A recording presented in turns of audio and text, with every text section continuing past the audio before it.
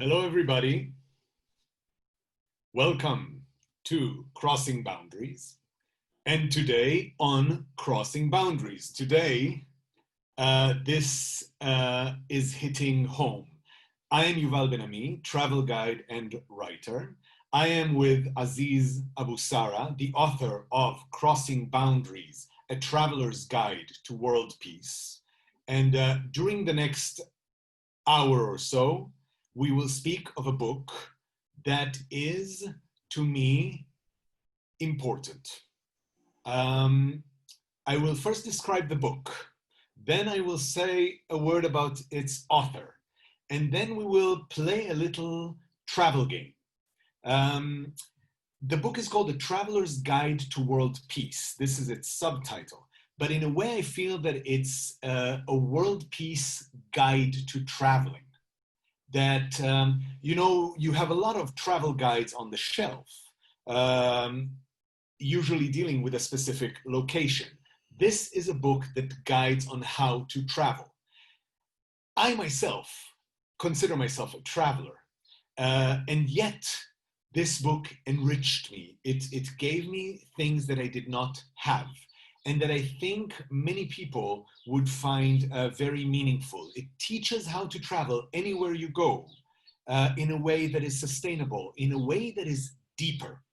I think that many of us seek a greater way to touch on the places we travel, to understand the people who live in them, to have a more profound experience, to have a more intellectual experience. What Aziz does is he gives tools, and he does so in such a delightful way.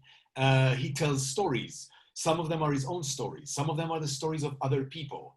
He's a well-traveled gentleman, and soon we'll touch on that.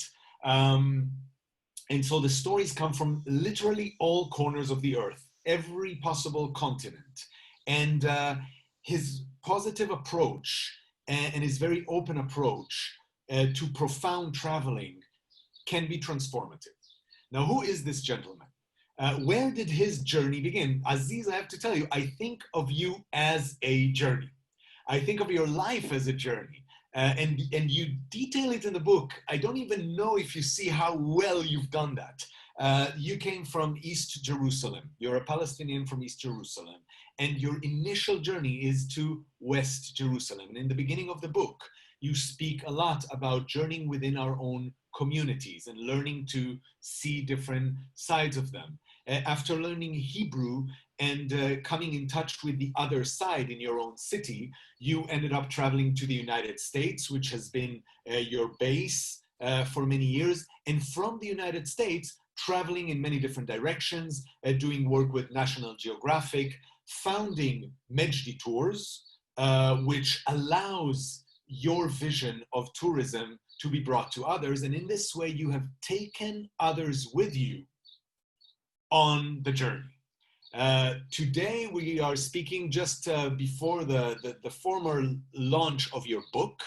And so hello, first of all, hi. Hello. And Yuval, maybe just in the beginning, I'd say we've known each other for over 10 years now, and travel is how we connect. I mean, we connected through journalism first, but really we became friends through travel and through going through the country, Israel and Palestine, for so many trips together, talking about the issues, going out in the evenings, encountering so many. We could put your story and my story out together and having some fun.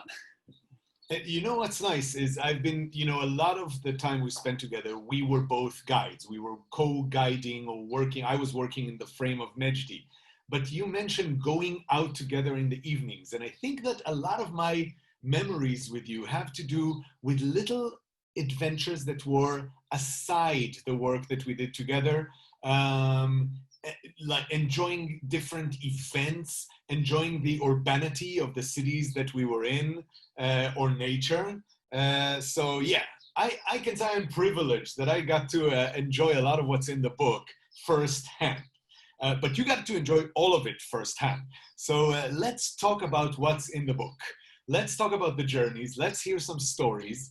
And here's what I did. I took a journey with this book. And on the journey, I collected souvenirs, as you would when you travel. The souvenirs are little sayings and little statements and ideas that you express. And I'm going to throw them at you, if you don't mind. And hear what maybe you'll expand on each one of them. I'll start with this one. It comes on early in the book. And it says, the only way for travel to be responsible and justifiable is when it has a purpose. What does that mean? I think I came up with this because I was reading some of the writings about responsible travel. And some of it was saying that once upon a time, people traveled for a purpose, but today that's not true. And that people don't travel anymore for a purpose. And as I read that, I came across another amazing article by, it was telling the story of Stephen Hawking just before he passed away. And he was asked about, what is the biggest threat for humanity today?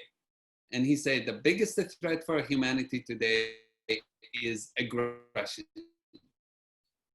Really, through my work, that's really what I with normally is our problems, our stereotypes, and travel is the best. And so only traveling with no purpose other than, I don't know, getting far away and collecting stamps, then travel is worth it. It's not worth it for the environmental impact it has. You're wasting money and time. But if we have a purpose, if we're traveling to make a difference at the same time, then it is absolutely worth it. And especially considering, now maybe it's a little different, but last year, 1.4 billion people traveled internationally. 1.4 billion. If everyone had a mission of making a friend while they were traveling, someone who's different than them, from a different culture, imagine the change that would have happened to our world today. And that's the purpose I hope. You say now it's a little different, and actually, this is a time. It's funny that the book comes out at this time in history when people travel less. But at the same time, it hit my mind that maybe this is the perfect time for a book like this to be published, because we are at a point where we must reconsider how we travel. Do you feel that that is so? Oh yeah, absolutely. We have to reconsider why we travel. We have to reconsider how we travel, which is, when I wanted to write the book, I was thinking about so many book guides, travel books that tell you about, here's the best 10 cities to go to. But very little is focused on, what do I do when I get to those destinations? How do I really travel in the right way? How do I really connect to the place I go to, and not just be another person going from one hotel to another beach and then wondering what else really exists here? And very little has been written about that. And I wanted to tackle that issues. The way we travel in Jerusalem, and it's something I've replicated in other countries. And when I talk often about it with friends, with people I meet in my travels, they're like, oh, I wish I knew how to do that. So now that we are stuck in many cases at home, and we're realizing more and more how powerful and how important travel is. But it gives us time to reflect and think the power of travel and the kind of travel we want to be in, and the kind of travel we want to connect and take part of. So this is a good time to think about that, absolutely. And we realize that we are social creatures, that, being quarantined at home makes us realize how much we long to meet with people, to hug somebody, to shake hands with somebody, something that many of us haven't been able to do for months now. And realizing that, I think, connects to travel, because travel is all about those kind of experiences, getting to know someone. I feel rather privileged. My own travels before you and I met began when I was a hitchhiker for 5 years in my 20s. And because hitchhiking was my way of getting about, I had to interact with other people. And I made my living busking, and I had to interact with other people. It just came naturally. And it only later, maybe even now, it hits me how much more difficult that is for travelers who have not thrown themselves on the map as hitchhikers. For someone who comes from a completely different angle, and for someone who is vacationing, because vacation is the time that we get to travel, but does seek the things that you describe, especially interaction that is deeper, learning that is deeper, understanding other religious backgrounds, evaluating different histories, how much more difficult it is. You encourage strongly in your book the travelers to interact, to ask questions. Later on, towards the end, you say, if you are an introvert and it doesn't come naturally to you, there are other ways to do it. Yeah. I'll bring you, oh, sorry. You know, I realized as I was writing, my experience is not the experience of everybody. I'm an extrovert, so that's different. I'm a guy, that's different. That's why I asked Ellie to write a chapter about how do women see some of those things I'm talking about, because I can't, I talk in the book about getting out and getting lost somewhere and middle of the night, and I realize that might not be the same for an introvert, and that might not be the same for a woman who might not feel as comfortable walking in the middle of the night, getting lost in a town, in a city. But there are ways to still get an experience, even when you are being careful and when you are being safe. And for women, for introverts, there are ways to do that. You say going out and getting out in the middle of the night. For many people, men and women alike, concerns about safety are meaningful, and you give tools in your book also for dealing with that and not staying cocooned despite the troubles that this world offers, and it does. You also mention, and I found that chapter particularly interesting, the very small or large troubles that come with traveling, even without getting, for example, into legal trouble or meeting up with crime, etc. Getting stuck at an airport, losing your passport, or worse. You have a story that's worse. I'll quote the little line that I took out of the book. It says, "With flight cancellations, we learn patience. When our perfectly planned itinerary falls apart, we learn resilience. When important documents are lost or stolen, we learn crisis management."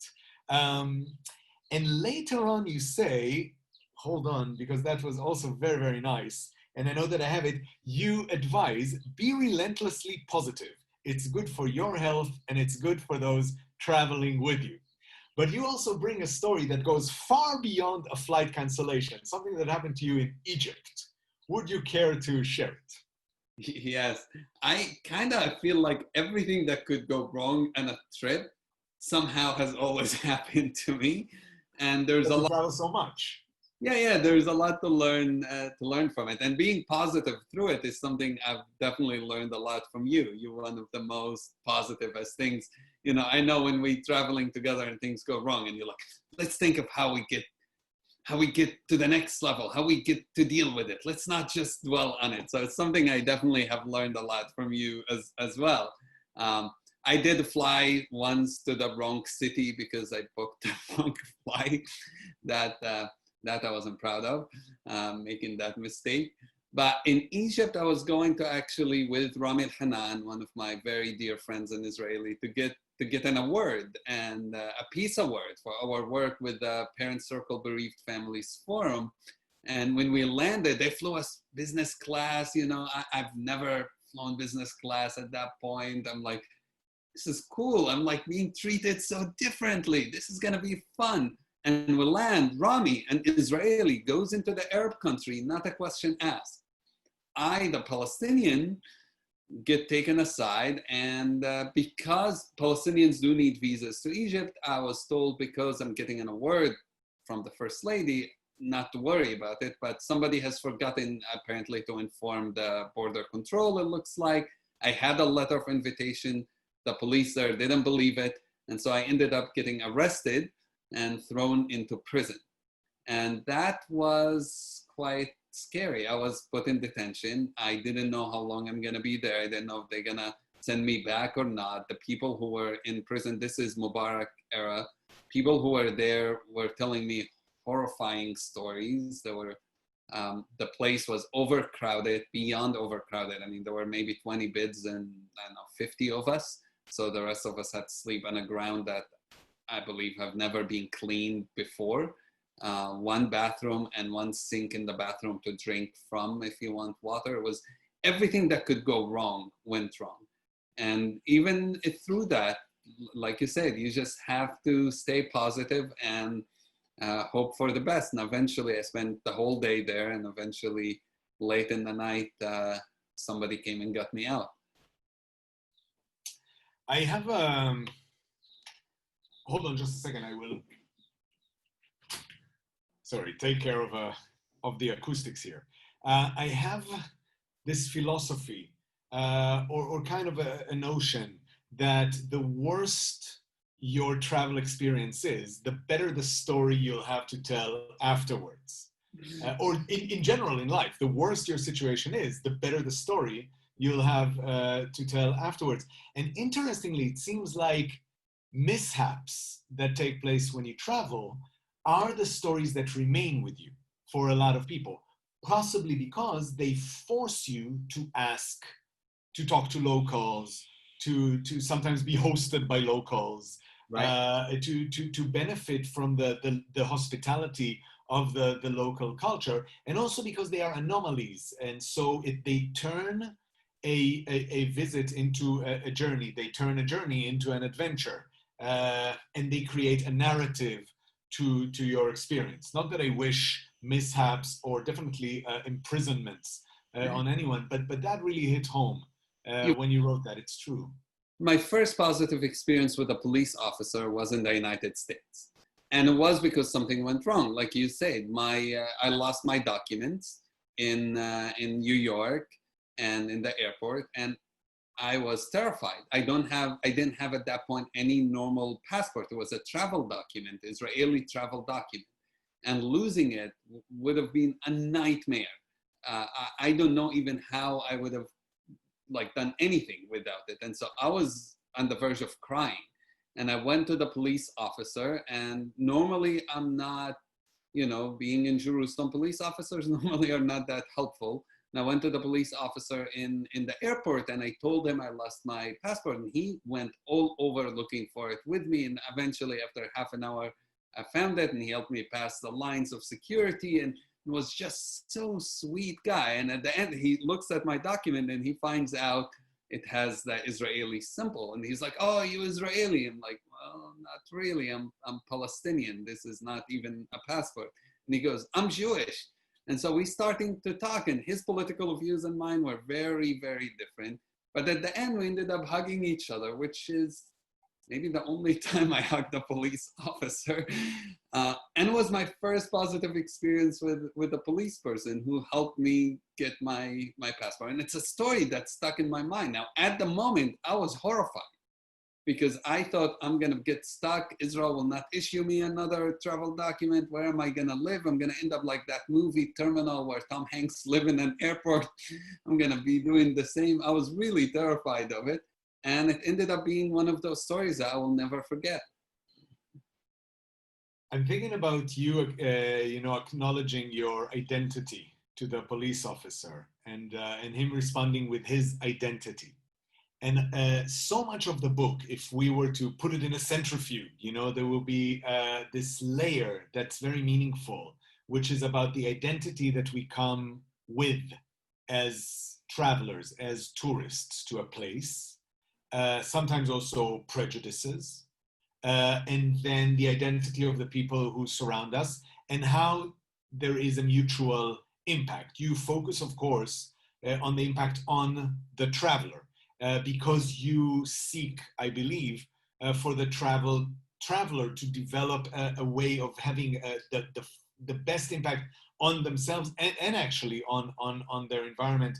You, early in the book, you mention speaking to people who were traveling to Mexico, and they were coming with a lot of prejudice towards Mexican people, and you felt like if they had left their resort, if they had come in touch with the society, they would have gone through some kind of transformation. I was wondering, how do you bring these people out of the resort? And then again, if we start out of the resort, but we still carry our own prejudices as we do as human beings, how do we deal with them when we come in touch with people who are from a different society?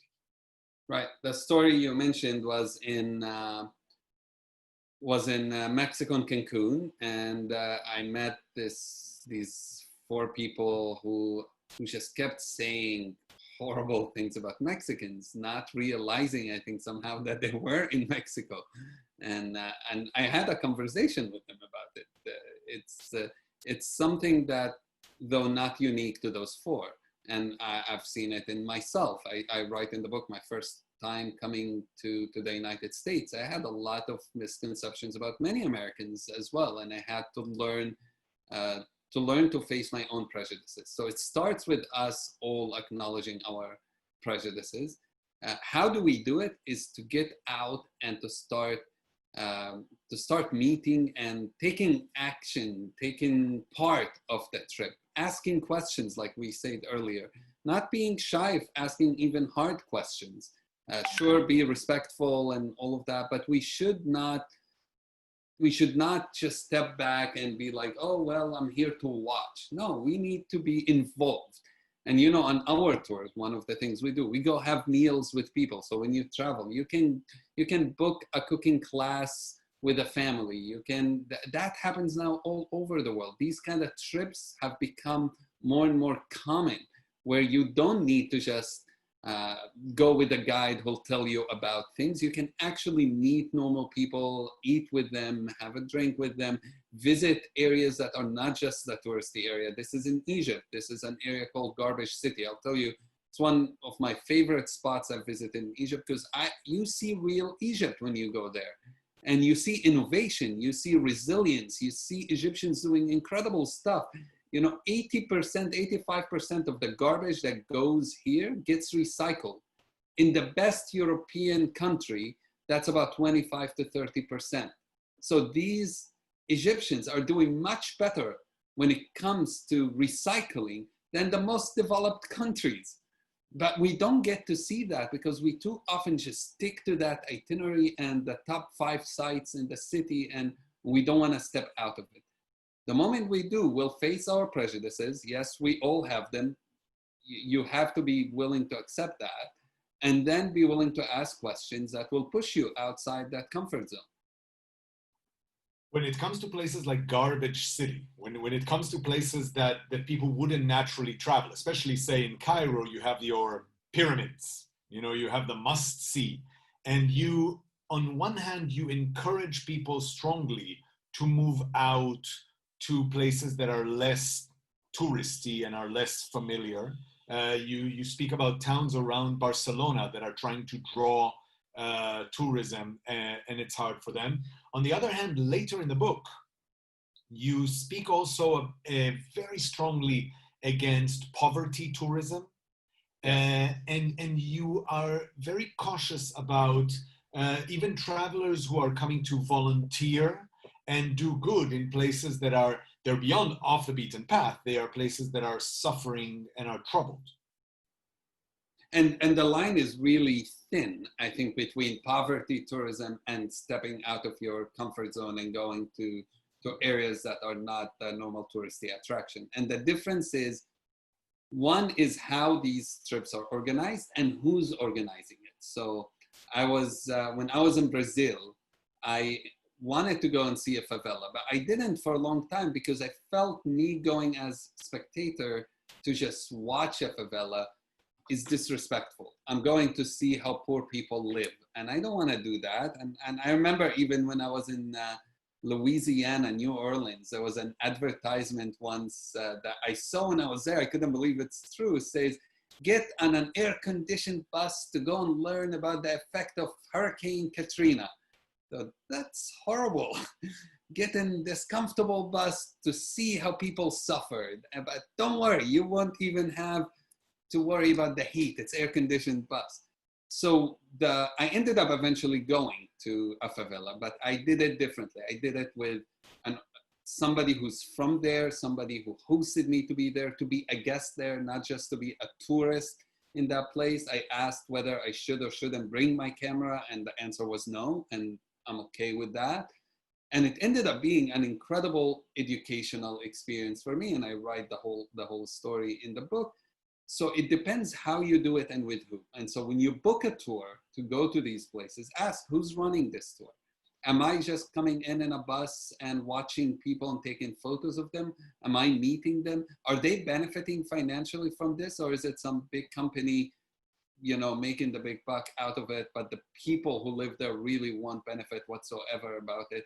These are important questions we have to ask. And then with volunteering, that's even a more tricky question, because it's become an industry that's helping, you know, volunteering travel companies more than it's really helping the people where, you know, the travelers have the good heart and want to go and help, but we don't realize how it can be hurtful. In Cambodia, one example I use in the book, the number of orphanages there is doubling continuously, not because there are more orphans, but because there are people who want to volunteer at orphanages. So orphanages rent kids from their families so you can go and volunteer with these poor kids who are orphans. So we ended up hurting those kids, not knowing that this is what we do.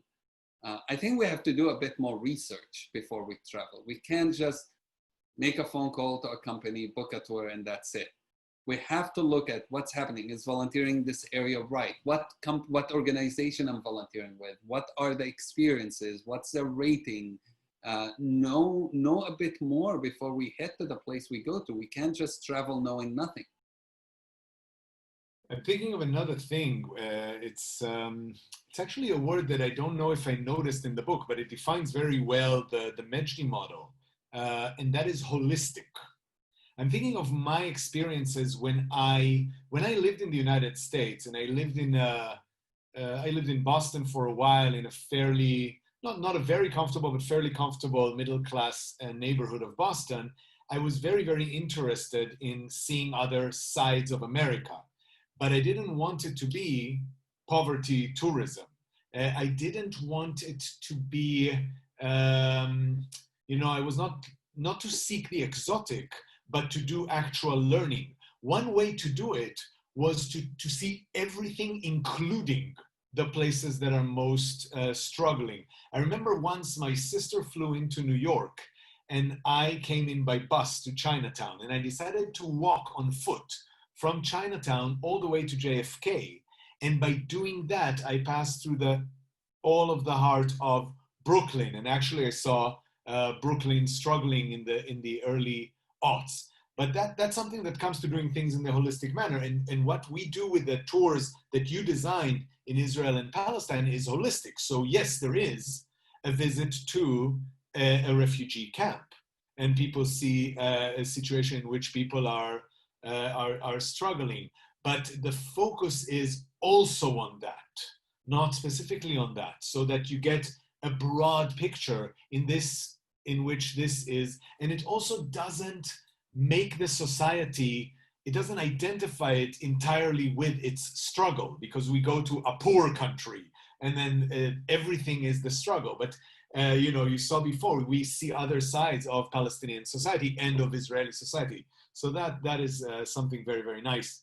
You know, we go to the refugee camp, and you've been with me many times. The moment we step out of the bus, the guys there come and like shake our hands and hug us and how are you? And it's been a while, I didn't see you. And that's, I think, the difference is you make, the community wants you to be there, and that matters. If the community doesn't want you to be there, then you shouldn't. And for me, that's the kind of the test as a travel company. And one thing that Hussam, who's a guide who works with me in the frame of these tours, and we go to the refugee camps, one thing he always does is encouraging the travelers to purchase coffee, to be, and the idea is not to encourage consumerism, but to somehow give monetarily also to the community. You talk in your book about tourism that comes and goes without benefiting the society when it comes to money. It also made me think, one time I was, as a journalist, sent to Sri Lanka, and I was put up in this fancy hotel. I was supposed to write about honeymoons, even though I was on my own. And I was bored because I couldn't do those things you do on a honeymoon in the hotel. And one morning I just left the hotel. And the guy, the porter at the door, he couldn't believe that somebody's actually walking out of that hotel. I took a tuk-tuk on the street, and I passed these houses that were destroyed by the tsunami a few years earlier. And it occurred to me later that if you give a rupee to the tuk-tuk driver on the street, and he later comes and buys a fish from a fisherman whose house was destroyed on the shore, then you have brought that rupee directly, or you have brought that rupee to somebody who needs it and who was suffering due to the tsunami. And all of that sort of shone back at me, this same kind of philosophy when I was looking at the book. One important thing that you say there, and here I will quote you again, it says, travel does not have to be either or choice between fun and sustainability. And I think that's very, very important, because you and I bring up stories here of traveling solo and going like, of truly being adventurous. And the people who don't seek that, but who do seek to travel sustainably, they can do that. And I think that's a very, very strong point in what you write. Oh, absolutely. And the idea is, you don't need to stay in like a tent to be sustainable. I've stayed in extremely nice hotels that were sustainable, and I've stayed in a 2-star hotel that were not sustainable. I think it's not about the level of the hotel, what's sustainable or not. It's about the practices of the company. It's about, it starts to me with ecotourism is not just how environmental you are, but also how you treat your staff. How do you pay your staff? These are important things as well. How are you affecting the ecosystem of your village, your city? Are you part of it, or are you an outsider of it? A hotel that is really seen as part of this town or not? And this is an old thing. One part of the book I write about when tourism started in Egypt, started in Luxor. And the English mandate was, or the English controlled Egypt at that time, occupied Egypt at that time. And they were saying that Egyptians were opposed to tourists. And they made a commission to study why these Egyptians in Luxor are so anti-tourists. There got to be a reason. And the reason was not, they were, these tourists didn't dress conservative, it's not religion. It wasn't because they were Muslim and Christians.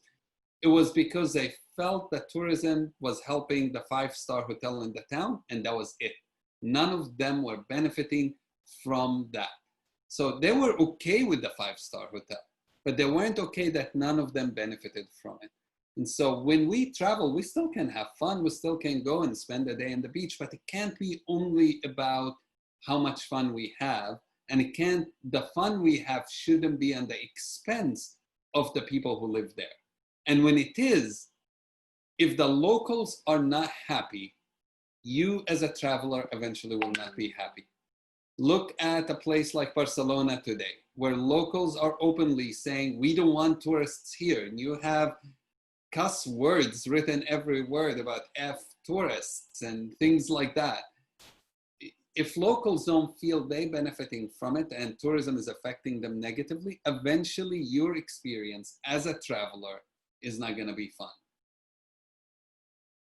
Let's talk a little about encountering the stories of places and trying to understand what places are. There's a story in the book of a little experiment that you made in East Lansing, Michigan.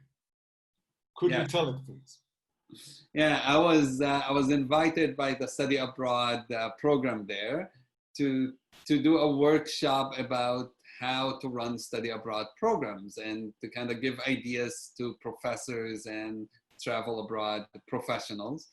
And so I decided to do the multi-narrative experiment. I divided them into small groups and said, each group, I want you to write down what kind of tour would you give me of East Lansing? If you don't know where East Lansing, it's a really small town. It's where Michigan State University is.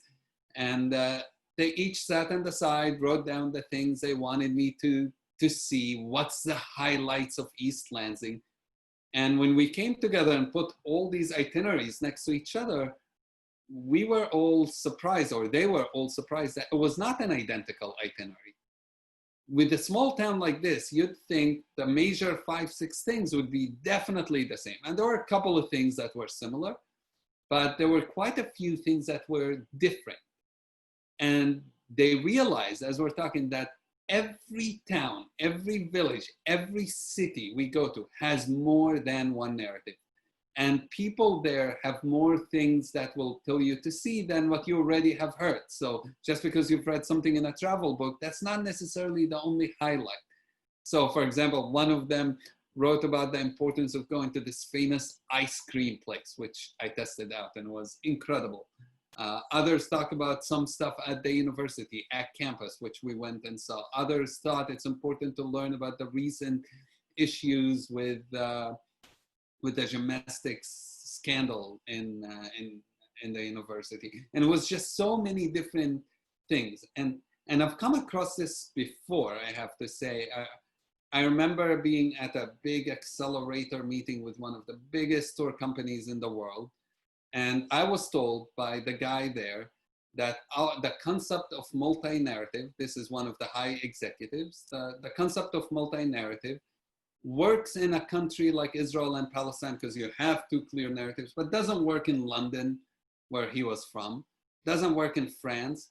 I looked at him thinking, you think everybody who lives in London is really the same? You think there's only one narrative? And have you been in your own city? Because it has an immigrant narrative, it has a homeless narrative. Actually, there is an amazing travel company there that hires homeless people to give tours, not of homelessness, but of the city, helping them to get a job. There's so many narratives of every city you go to. And if you stick to that only one narrative, you're missing out so much of the places you're traveling to. I'm thinking about the place where I live. I live in the south of France. France is one of the places that he mentioned. And it's very interesting. Recently, I was interviewed about my work as a guide here. And I was asked, so the people who arrive, where do you take them first thing? And I gave some answer, which is not the right answer. The right answer, I had to have time to reflect on it. The right answer is I would have to have coffee with them or interact with them, figure out who they are, and then we know from where to begin. Because depending on who the traveler is, eventually, if the people have enough time, I would love for them to see everything. I would love for them to see urban, Marseille, and I would love for them to go deep into the vineyards. But there are so many different souths of France that you really have to know the traveler to know where to navigate them. Yeah, and those top 10 things to see in a place, don't do that. I think we feel socialized or pressured to all go see the same thing, because if I tell somebody I went to Marseille, they're going to say, did you see this? Did you see that? Did you see this? I might not care about any of those, but feel that if I don't, then they're going to judge me. Then it's like you haven't been really there. That's not true. There are different places I've been to. I've appreciated things that others might not. Like, I think my favorite story, and that is going to Bali. And in Bali, everybody goes to the gate of heaven to take a photo, the most famous site, which you drive a couple of hours to, you stand in line for 2 hours, you take this one photo and leave, and another 2 hours, you wasted the full day. And when I start talking to my driver there, he's like, yeah, it's really ridiculous that people go there because they could have the exact same photo in a temple just down the street from where we are now. It's just, they all think I have to go to the famous site. You don't really have to go there. It's just we've been pushed to believe we all have to see the same thing. And my interests are different than your interests, different than somebody else's interests. And we should go to see what, you know, things that speak to us. Yes, push ourselves to get out of our comfort zone. But if I'm into art, I want to more focus on art. If I'm into politics, I will focus into that. If I'm into history, I'll focus more into that. Well, today, travel has become, we all have to focus on the same thing. At least too much of travel is focused on that. I think that maybe not only today. I think it's an age-old thing from when the first travel guide was published. You know, in the 16th century, there was a travel guide to Rome. That was the first travel guide, but granted, it was for pilgrims. So there were the must-sees were also must-dos, which brings us back to the idea of purpose, of travel having purpose, and of traveling to a place specifically because it's important to you. But what happens is that places become cliche and they become important.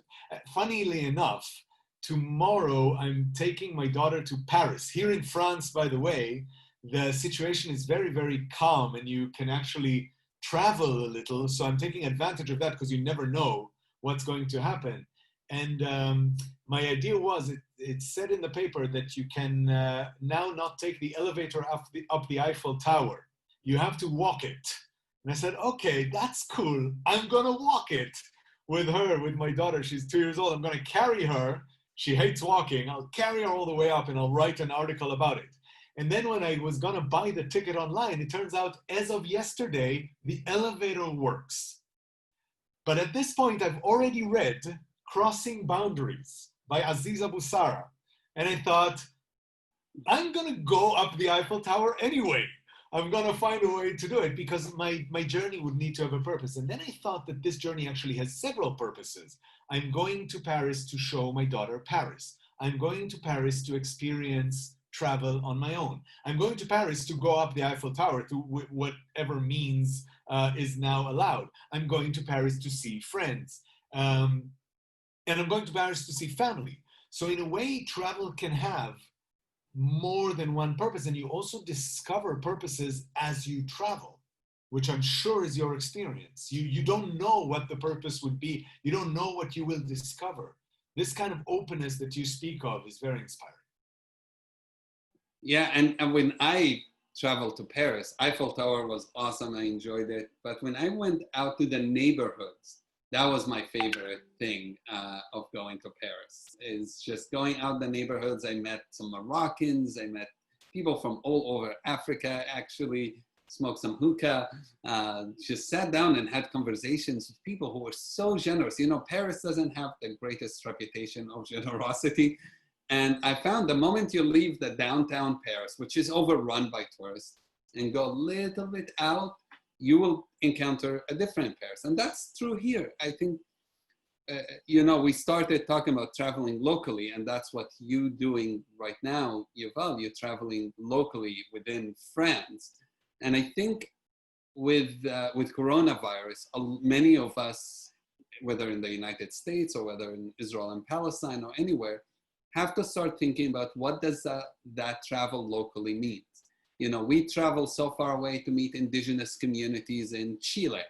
But you know what? We have indigenous communities here in the United States. Have we ever engaged with them?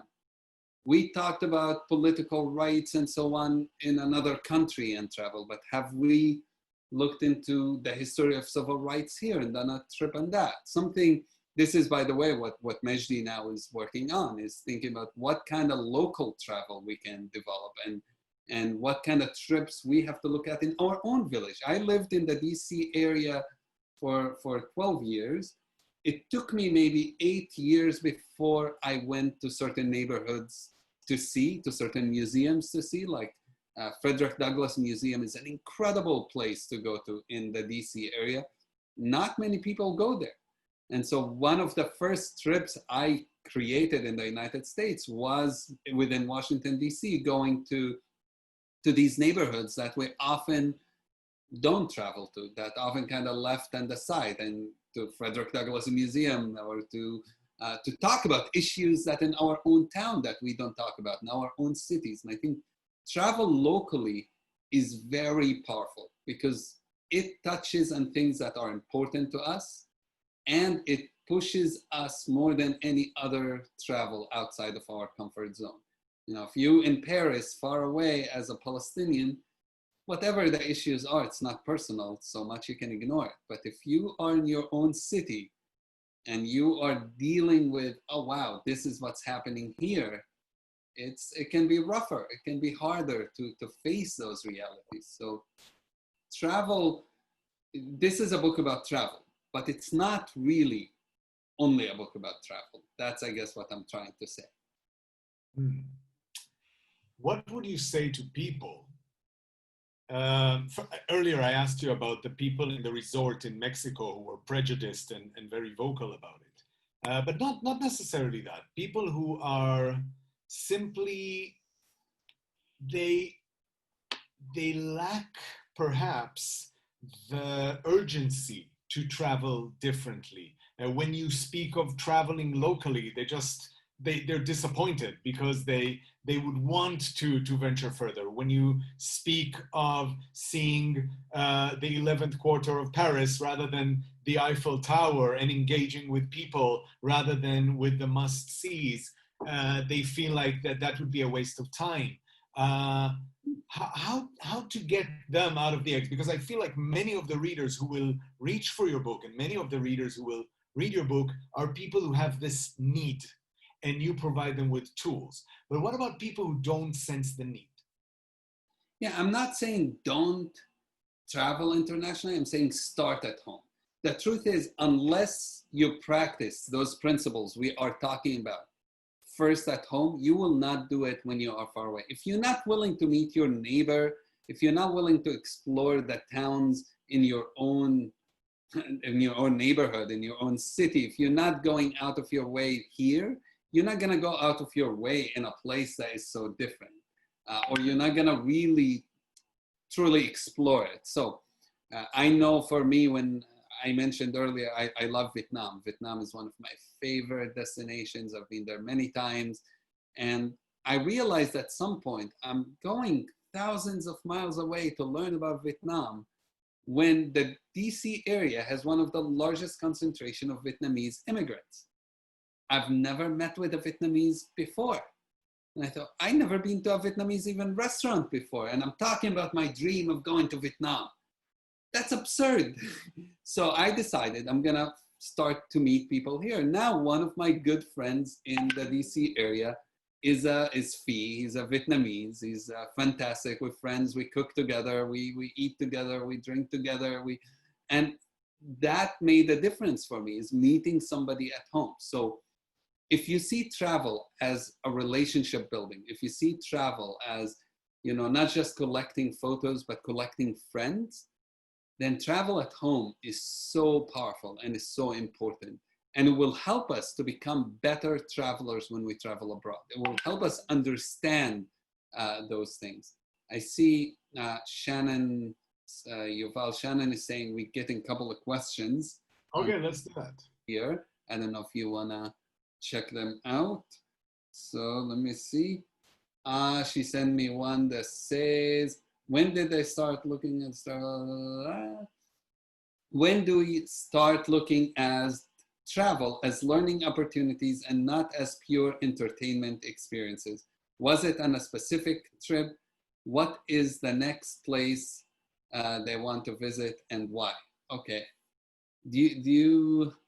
What do you think, Yuval? When was the first? Like I said, for me, travel began. I don't think I've taken a vacation in my life, but I've been on many vacations of other people as a guide. No, I have. Once I got married and, had a kid, we had vacation experiences. Although I'll tell you, one of the best things my wife and I did is we would take our vacations to somewhere a little bit obscure. Once we went on vacation to Edirne, which is this town that's about 4 hours west of Istanbul. and it's just stunning and amazing, but under-visited. But again, for me, travel began with this, I was thrown into the world in this poetic sense. I traveled for many reasons. I was traveling from more than two. I wanted to leave Israel and to be away from it. And the cheap way to do it was with a boat to Greece. And then I discovered Greece. I don't think that I had an interest in Greece before I came, but once I arrived, it was so stunning, and that is when the learning happened. Here I am in the world, and there is so much of it, and there is so much depth. And especially when you come from a country like our own, the more you understand its own depth, you understand how much depth exists in other countries. So that's how it was for me. Yeah, for me, I think it's when I was 18 or 19, because that's the first time I've traveled out of East Jerusalem to West Jerusalem. And even though I was in my own city, I was learning so much by crossing that, 200 meters boundary. That's why the book is called Crossing Boundaries. That's the first time I crossed that boundary, and I realized that travel to me is not really about the distance you go. It's really about how you see things. I lived in Jerusalem, didn't know, for example, that the siren that you hear every year is about the Holocaust Memorial. Had no idea, even though I lived just a few hundred meters away. And first time I heard it when I was in West Jerusalem and people stood up and wouldn't move and they froze, I freaked out. I was sure this is like a mind control alien attack that is taking over Earth.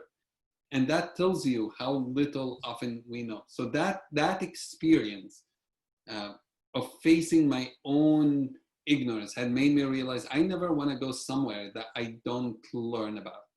And just like you mentioned, I went to Greece. I realized I need to learn about the Greek mythology, and I want to learn about the Greek issues today, and I want to meet with the refugees there today, and I want to engage with all of that. And that's what I did, and it was incredible. I want to see the food. I want to talk to an archaeologist, and I did all of those things, and it was so different than just going and enjoying the beach alone. And it's the same every trip. I try to do that, and every trip I do, and it just makes it so much fun. I read a lot more because of it, and I like guiding with you, Yuval, because you are like one of the most ridiculous readers I think I know. You can quote things and poems and authors. I read a lot. I just can't memorize it like you do, and it's just Glad to be of service. Right. Ron, do we have another question? Yes, we have one here from Steve, and he's asking about the story I just shared about the Jewish police officer in the airport. You discovered your political opinions were divergent as well as your ethnic identities, yet you still hugged each other and recognized each other as a humanity. Can you share a bit more about that? How did each of you not allow that divergence to shut each other down or objectify each other? That's an important question, because I think the goal of a lot of what I talk about in travel, and Yuval and I, when we lead trips, we tell people the goal is not to convince the other that they are wrong and we are right. If I'm guiding as a Palestinian and Yuval as an Israeli, we never trying to say you have to agree with me or you have to agree with him. That's not the point. The point is to be able to truly understand where the other side is coming from and try to really care and love each other regardless of our political views. I think if you talk so much of positions on politics, when you travel, when you meet other people here or abroad, you will never really connect with them. But when you get to know their story, why they think maybe what they think from how they grew up, what's their background, what brought them to where they are today, that makes a difference. So I don't like to quickly go, what's your politics to somebody? I want to box you. Are you left or right? Are you a Republican or Democrat? Are you Israeli or Palestinian? I want to know first who they are as a human beings. I want to know their story. And if you do that, you learn how to see people as humans, instead of us seeing people as just into these boxes. And I get it, and you get it probably, Yuval, when we lead tours. People want to know our political views so quickly. Are you two-state solution guy or one-state solution guy? Are you a Republican or are you a Democrat? And I hate those questions, and I don't answer them most of the time because I don't want you to box me. I'm not 100% any of those things. I'm more than one identity. My political identity is only one among many, many other identities, and we shouldn't judge each other only based on politics. I think one of the things I like best, that I love about your book, actually, Aziz, towards the end, you really give the tool to understanding historical perspectives and narratives. You write, being aware that we speak different cultural languages, as well as different languages, is vital for becoming responsible travelers. So when we encounter a worldview, whether it's our guide's worldview, whether it's a stranger's worldview, whether it's the striking worldview of the society that we are now visiting that is different from our own, you give the tool also to understand how cultural, historical context is created, why societies tell stories the way they do. You give the amazing example of Paraguay and how it sees history, its history, as compared to how its neighbors see its history, how different emphases are created.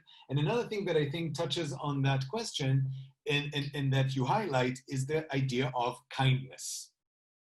And that when you approach people, societies, stories with kindness and with attentiveness, you will eventually reach that hug. It's going to happen. If you are open enough, it will also bring out openness from a person that you disagree with. Yeah, absolutely. And I remember, I'll answer this, and then Yuval, if you have anything else to say, we apparently have to wrap up. But I remember when I was running a radio show in Jerusalem with Sharon Mishaiker. We did it in Arabic and Hebrew. And one of the things we realized very soon is even when we say the same word in the same language, we understood it differently. That's how narratives can be so different. When she said the word settler or say the word soldier, to her as an Israeli, it meant somebody she knew. It meant her family were in the military. To me, it brought fear. When I hear the word soldier in Israel, that's somebody who stopped at checkpoint and told me whether I can go to school or not. And we realized we can speak the same language and yet understand it differently.